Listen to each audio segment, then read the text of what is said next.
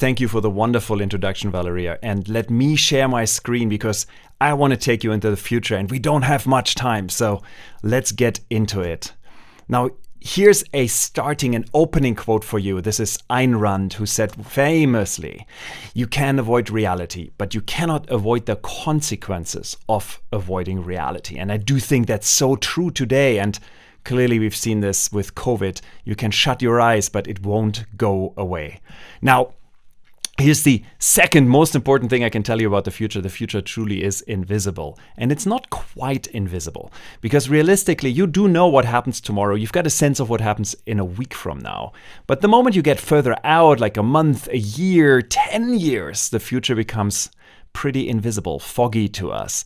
There's a concept called the cone of uncertainty in the futurist community, and it says that the further out you go, the wider the option space, the space of possibilities become. And inside of that space of possibilities is a smaller space of probabilities. And those are the probabilities we need to chart. We need to understand what they look for. And that will become a crucial skill of the leader in the 21st century and for organizations to embrace. Our friends over at EY, at their think tank EYQ, use a model to think about the future in 3 time horizons: the now, the next, and the beyond. And when you think about what has COVID done to us, it's actually really remarkable because it has taken those 3 time horizons and compressed them into singular points in time. What used to be 2 time horizons, now and next being 2 years out, is right now, right here. COVID has accelerated the inevitable by at least 5 to 10 years. And what used to be the beyond, that 5 or 10 years out, now is really only the question of what happens beyond COVID. And so let's explore what this means for you, your organizations, and for you as a leader. We have a model, we call this the 7 layers of future organization. And make no mistake, as every model, of course, it's a gross oversimplification, but it helps understand what this future looks like.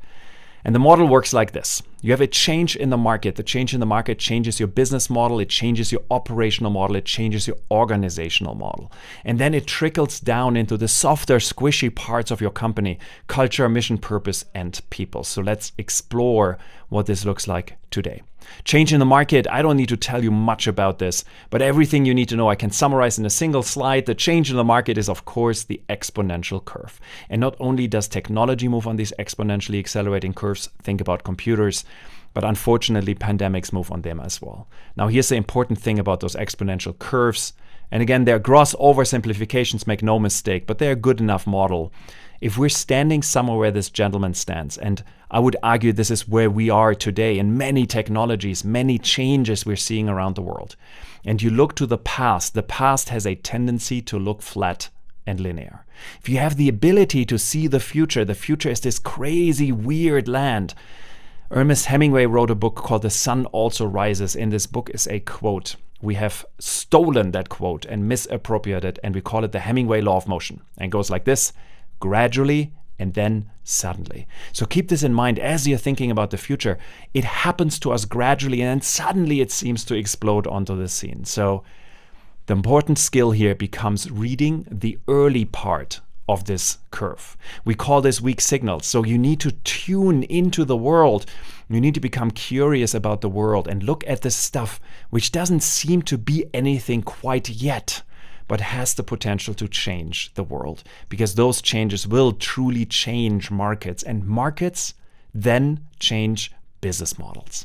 And here's what you need to know about the business models. Business models get disrupted. And I'm not telling you anything new here, but I'm kind of sick and tired of that word. So let's disrupt the word itself, because I do think that we make a massive mistake when we look at the world of disruption. Because disruption, as it is defined in Webster's dictionary from 1913, more than 100 years ago, disruption is the state of being rent asunder or broken in pieces. And I think that's a pretty accurate description. But here's the story of disruption. Every time someone talks and tells you a story about disruption, they always tell you the story about 3 companies: Kodak, Blockbuster, Nokia.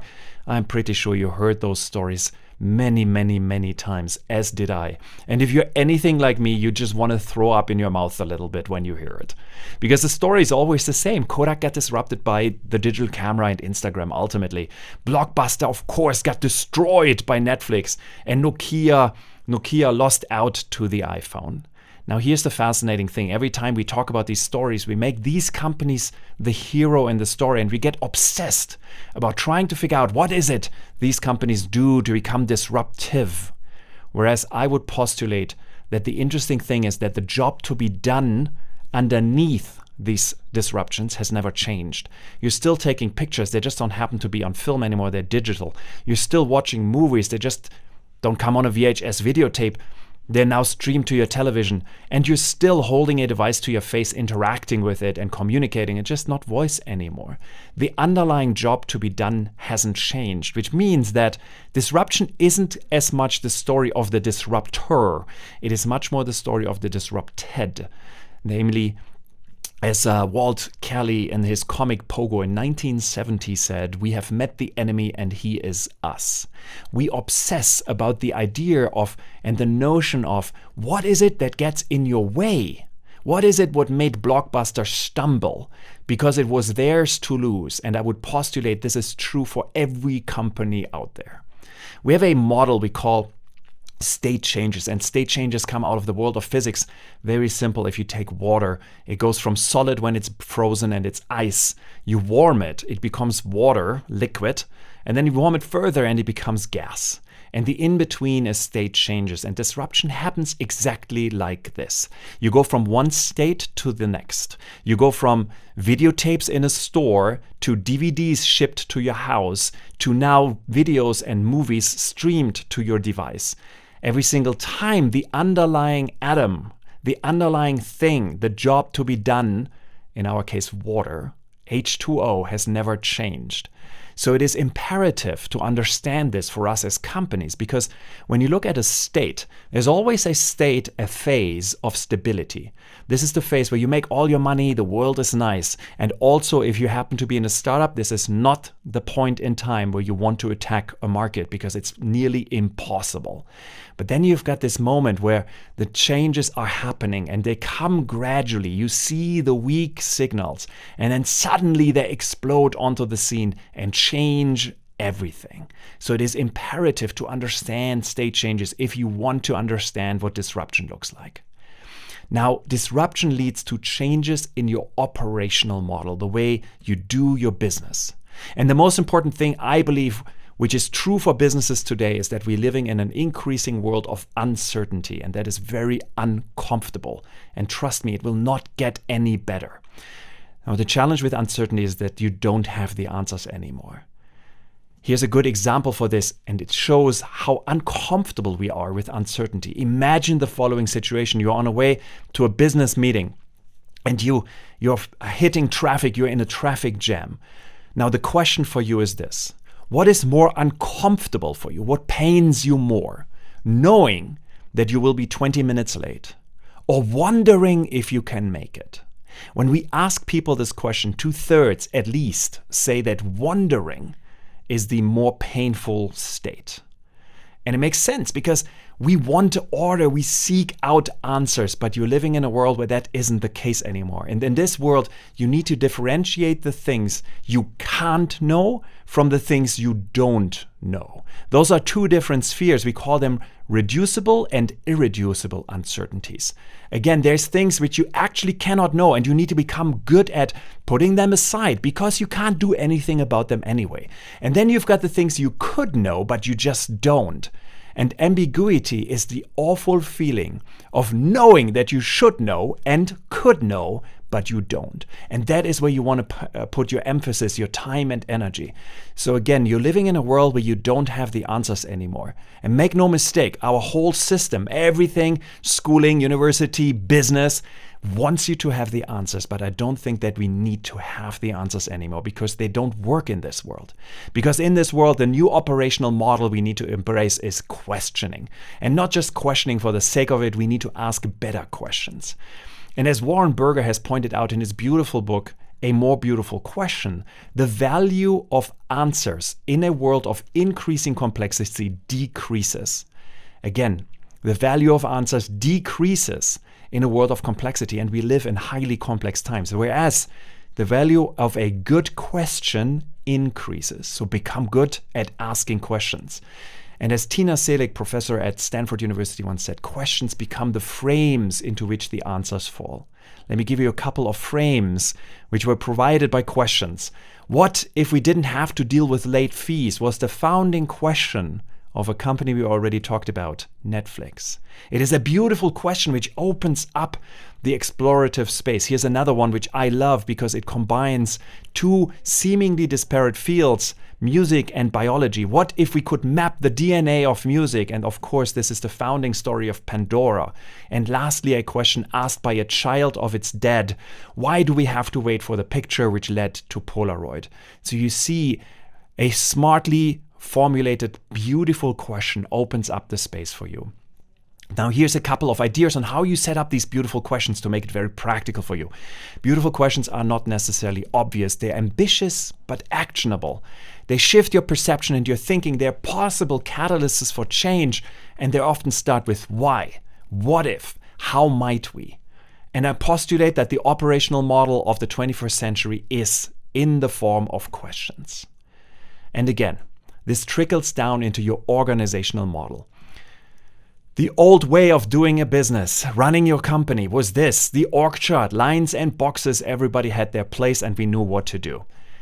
The new way probably looks much more like this painting by Jackson Pollock. Some people see chaos in it, some see order. And I would postulate that the world we're living in is chaotic. We are striving to get order, and the way you want to build your business is in what we call a chaotic system. You embrace the best of both worlds. The old world used to be like this, like the military marching band, but that is not true anymore. The new world looks much more like this flock of starlings, where we're taking into account at any given time the environmental parameters. We know where the wind is coming from. We know what the updrift is. We orient ourselves permanently, constantly on our fellow sparrows in this case. And we all know where to go. Chaotic systems exhibit characteristics of both chaos and order. They regularly yield surprising innovation. They're highly robust and scalable. And here's how you build one. You agree on the core principles. You need to know what your North Star is. You distribute the decision-making out to the edges. You give the nodes authority to do what they want to do and need to do, and you allow them to root around. You don't put the core as the imperative into the middle of your organization. The very best systems in the world, I would argue that, for example, Amazon is one of those. Visa was one of those. Firefox, the Mozilla web browser I used to work for, was one of those. Google is oriented this way. The very best organizations in the world orient themselves accordingly to a chaotic system. And that brings us to my second to last point here, culture. There's much to be said about culture. I do think there's one thing which all winning cultures have in common, which is how do you deal with failure? And failure for me starts here. This is Winston Churchill, who said success consists of going from failure to failure without a loss of enthusiasm. That sounds really painful to me. And if you come to Silicon Valley, they always tell you one story, which is this: fail fast, fail often, fail forward. And let me tell you once and for all, that's utter bullshit. For a simple reason. Nobody likes to fail, and no company is successful by failing. I postulate we're doing failing wrong, and I want to show you why. I do believe we need to redefine failing as an acronym, and FAIL stands for your first attempt in learning.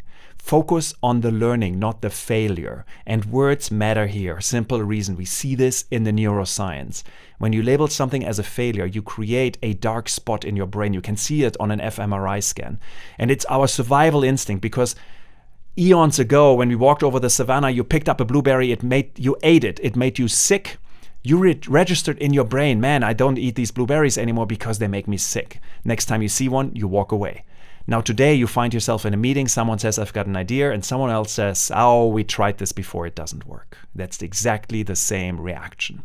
Now, when you look at something as a learning, and I guarantee you, even in the biggest failures in the world, there's a lot of learning. When you look at something as a learning, you register it as a bright spot.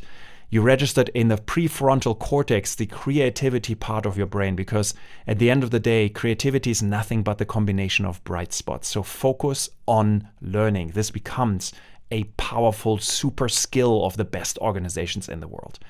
And second to last, mission and purpose. There's so much to be said about this. I just want to point you to Simon Sinek's Golden Circle, because I think it's a very good framework. Simon makes this compassionate argument that you should start with why. Why do you even exist? And then you say, what is it we're doing, the how, and lastly, what is it we're creating, the actual product. In our world, we talk about purpose, mission, and product as the why, the how, and the what. And everything originates from purpose. Everything originates from the why. And again, much has to be said why that is for another time. Lastly, people. There is enormous amount of things to be said about people. The only thing I can tell you about people that the business of business is people. Yesterday, today, and forever. So here you have it. 7 layers of future organizations. The way you think about the world, changes in the market lead to changes in the business model, changes in your operational model, changes in your organizational models, and they trickle down into your culture, mission, purpose, people. You need to tackle all 7 layers if you want to be successful in this world. Now bring it together and you have your future organization. Last quote I have for you. This is Ron Shaich, dear friend of ours, founder of Panera Bread. When asked about how does Ron see the success of the company in the future, why is Panera so successful? And he said, our approach has always been to discover today what matters tomorrow and then transform our company into a future that is unfolding before us. And I think Ron is 100% right, because that's exactly what you have to do. You have to figure out what matters tomorrow and then transform the company into that future you now can see. If you want to be in touch, send an email to hello@b-radical.xyz. There's a little bot behind this. They will send you back my personal contact details. We share all our research on a public mailing list. We will add you to that list. It was an honor, a pleasure, and a privilege to be here with you today to talk about the future. And with that being said, enjoy the rest of this amazing, amazing conference from my friends at Group M. So long, and create the future you want.